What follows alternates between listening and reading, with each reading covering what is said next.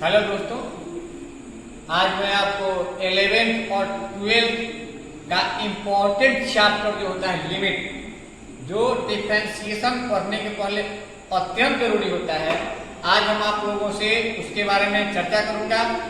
और लिमिट क्या होता है, यानी कॉन्सेप्ट ऑफ लिमिट, उसकी अवधारणा क्या होती है, जिसके आधार पर ही हम 11th या 12th क्लास की डिफरेंशिएशन को आसानी से हल करते हैं। तो आइए एक नजर में हम डालते हैं कि आखिर लिमिट होता क्या है। मान लीजिए आपको कोई फंक्शन दिया गया हो, तो उसकी मान जो होते हैं अन्य वेरिएबल्स पर निर्भर करते हैं। जिस प्रकार से हम चर का मान परिवर्तित करते जाते हैं, एनी फंक्शन यानी किसी फलन का मान उस चर पर डिपेंड करता है।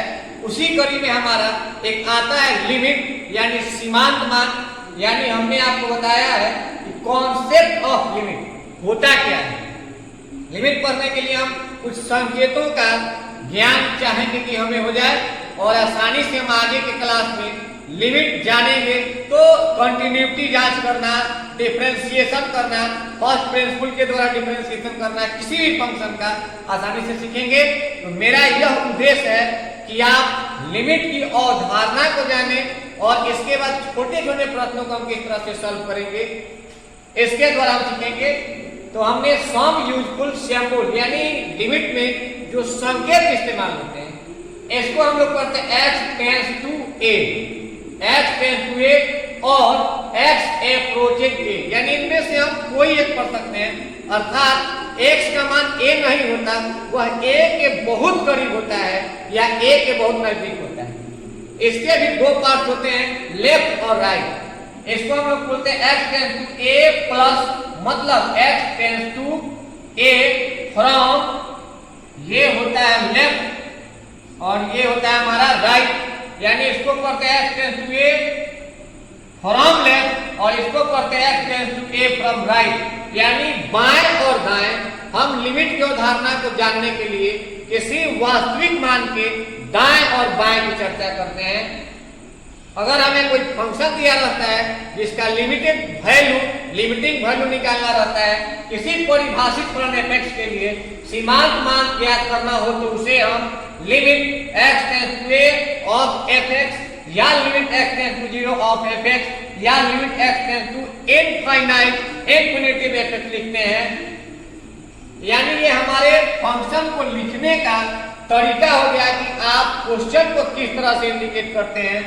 यदि हमारे पास दो फलन, कुछ लिमिट के नियम होते हैं, सब रूल्स ऑफ लिमिट यानी सीमा के कुछ नियम हैं, जो मैं आपको अति संक्षिप्त रूप में समझाने का प्रयास कर रहा हूं।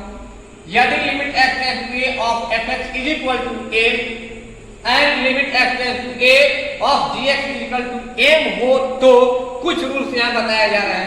Limit x tends to a of f(x) plus minus gx, अर्थात ये जोड़ घटाव, एडिशन एंड सब्ट्रैक्शन पर डिस्ट्रीब्यूटिव लॉ को फॉलो करता है, जिसके आधार पर हम लिखते हैं x tends to a f(x) plus minus limit x tends to a gx बराबर 1 प्लस माइनस है।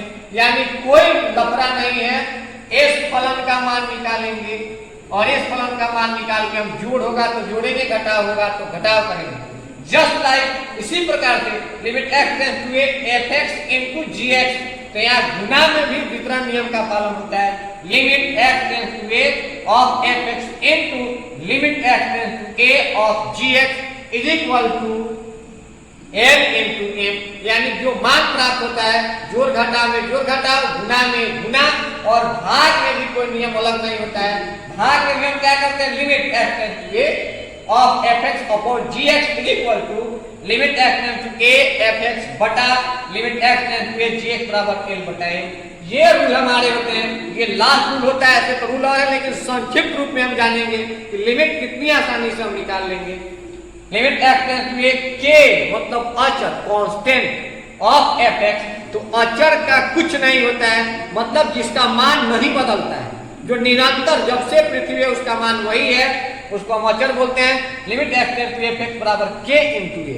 तो ये हमारे लिमिट के इंपॉर्टेंट रूल होते हैं, और इसी के द्वारा हम लिमिट का मान निकालते हैं, फंक्शन का मान निकालते हैं। तो लिमिट के कुछ रूप होते हैं, फलन के कुछ रूप होते हैं, जिसे अनिर्धार्य रूप कहा जाता है।